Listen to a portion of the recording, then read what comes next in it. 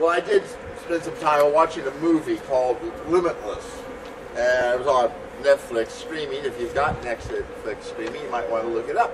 It's about a writer, kind of a sort of wastoid guy who has a book in the works, but he hasn't written any of it, and his girlfriend leaves him, and he runs into the brother of his ex-wife who has a pill. And he says, you know how we only use about 20% of our brain at most? Well, this pill fixes that. Well, the guy took the pill.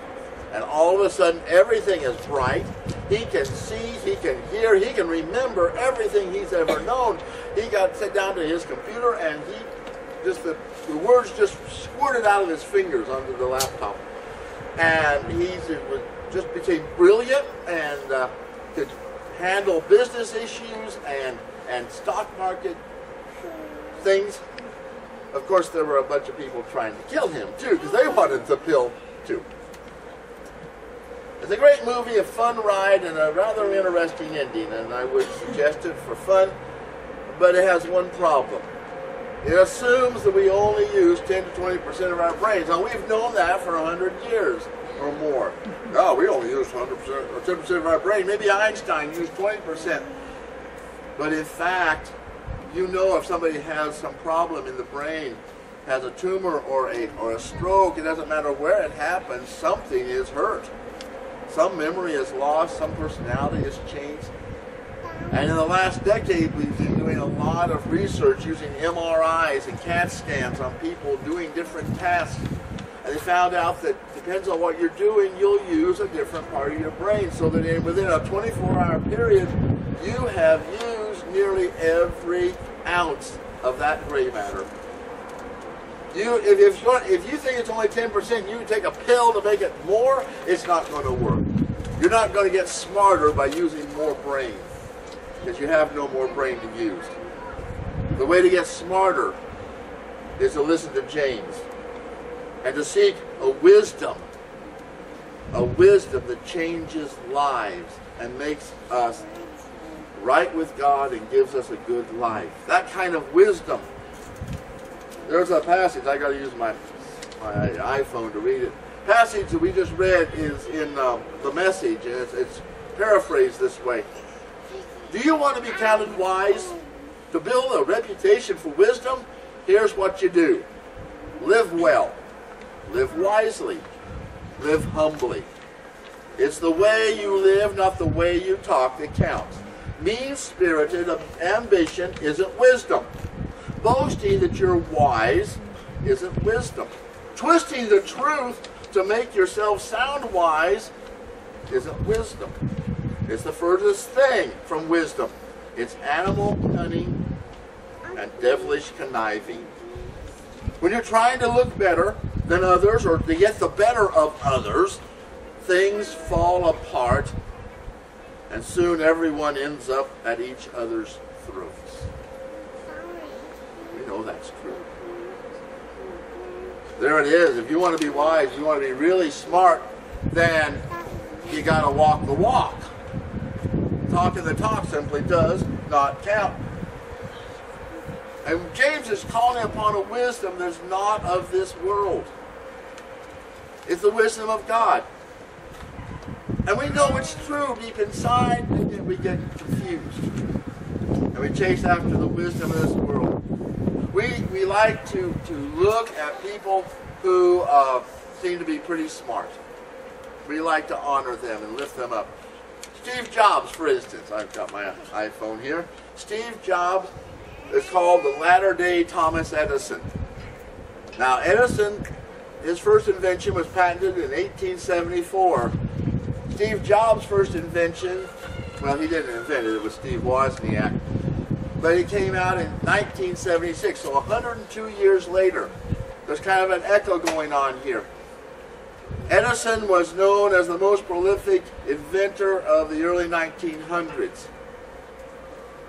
What Steve Jobs did, he didn't do the inventing, but he had the vision. He had ideas for technology. He saw where it was going. He saw that people would be using computers back before people even knew what computers were. He saw that people needed more wonderful things that they could do. And then in 2005, I believe it was, he saw touchscreen technology. There was a great improvement over what had been around before. He says, we need a device. We need a device that uses this technology. But I don't want a pad. I don't want it like a big thing you carry around. I want it in a phone. I want a phone that does it all. And you know, at that time, cell phones were being designed by telephone people. Had a telephone mentality. It's sort of like expecting railroad barons to design jet planes. Doesn't work. You need somebody who understands the depth of what people can do with a handheld device. And that's what Steve Jobs got going in the iPhone. And it is everything. I have to have it. If you don't have it, you don't know how important it is. But it's just earthly wisdom. When you get down to it, even having my iPhone, that's an earthly smarts. His biographer interviewed a lot of his friends and family and co-workers and acquaintances, and the adjectives that came rolling off their tongues were things like conceited, self-absorbed, demanding, obnoxious, impossible, driven, brilliant. But he would yell at people, he would deride people, and he was a jerk. Because it was this earthly wisdom that he was running on. We like to make heroes out of these people. We like the clever businessman. We like the conniving con man. But in fact, we are strapping ourselves to a falling weight when we try to emulate them. And we've all have a story or two of the time when I should have done something or I'd be rich now. My dad told back in 1965, the banker came across the street to his store. The banker was doing some stock work. He was kind of being a little stockbroker. He says, Bill, I got this hamburger stand that's going national. It's going to be the biggest thing that ever happened. The shares are only $25 a piece. You got to buy them in blocks of 100, but they're going to get you rich. And my dad said, who had $2,500 in 1965 to throw away on some stock for hamburger stands? Well, those who did throw away that money on the stock for those hamburger stands got McDonald's stock, and in 2010 it was worth $5.3 million.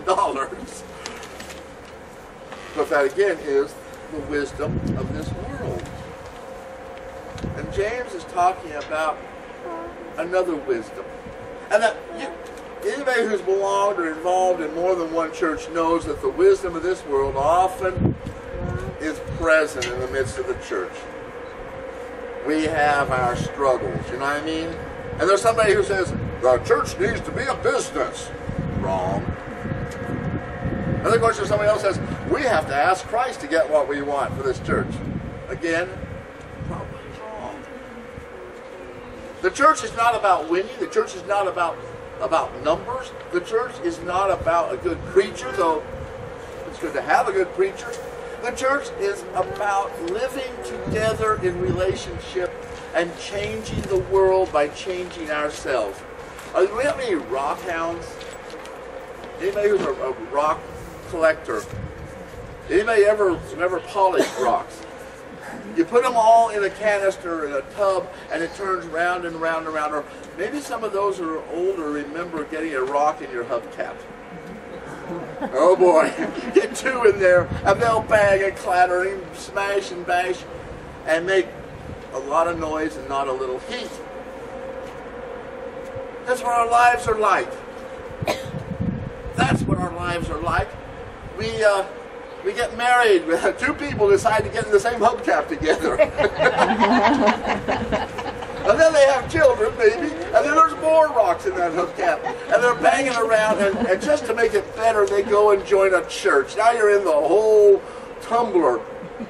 And everybody is going every which way and knocking off of each other, and something marvelous happens. When a rock hound stops the tumbler and opens it up, pours out these rocks, they're no longer rocks. They're gems. Because the sharp corners have been knocked off, and the rough places have been sanded smooth by the other rocks. And they're polished, and they shimmer in the light, and they almost have a light within. And that is what church is. And that's what we're here about. We're going to have lots and lots of times when things don't go right. Bang against each other. We'll have some people who can't handle it because the wisdom of the world says, heck with it, I don't need that. I'm just going to go be rich and then do whatever I want. But God says, you don't even know what you want. To be whole and to be truly wise is to take up the path of purity and hope and righteousness and justice, and then to stand there and argue with your neighbor about it, and then come to understand how much you love that neighbor and that neighbor loves you. And then you discover that whatever it was you're arguing about doesn't matter near as much as the relationship that God has put us in. That's the wisdom of heaven. At least that's the way I read it. I'll tell you a story about a guy, we'll call him Frank. He was a drunk. He was the worst of drunks. Lived in Skid Row in Chicago, wandered in the Salvation Army to get a free meal, stayed for the service, heard the Word of God, was drawn to the front to give his life to Jesus. Visited with the counselor, and it turned his life around. Well, he had a different direction. He didn't drink anymore, and he got a job. But he says, I wasn't fixed. I had lots of things still wrong with me. But step by step, God took me with this wisdom toward what God wanted. It didn't perfect me. It just gave me a step along the road to perfection. And then there's Roberta. She stopped after church one day and said, Rev Dave, your sermon said something to me. And I said, yeah, well, why? And he said, well, I accepted Jesus when I was 18. I learned I had to take responsibility for myself, and I was a mess. So I took responsibility for myself, as this young man's having to do. And then I got married, and I had children, and I took responsibility for my husband and my kids. And then when we got the kids out of the house, I had to take responsibility for my parents. And then what you said today turned it all around, because I was getting real stressed by having to always take responsibility. You said you need to center your life on Christ. And all of a sudden I realized I have to take responsibility for that relationship. And that makes all the difference in the world. The next song, God willing, and the cassette player plays, is Are You Able, Says the Master. And I just want to tell you, when I first sang this hymn as a young man, I didn't like it. Because I knew that if push came to shove, I would not be ready to hang and hurt for Jesus. But something has happened over the years. Every time I've sung that song and I said I couldn't, well, God kind of chipped off a sharp point or kind of sanded a rough place, and I started realizing that just facing the struggles of life and realizing that I wasn't good enough was part of the wisdom happening in my life, part of the process. And the crucifixion may not be the big one. We I hope we're never in a position where we have to choose between Jesus and somebody else and risk our lives over it. But every single day we have ordinary, everyday little crucifixions where a little piece of us dies. We understand what that's all about. We understand that's part of the polishing process, the wisdom of God.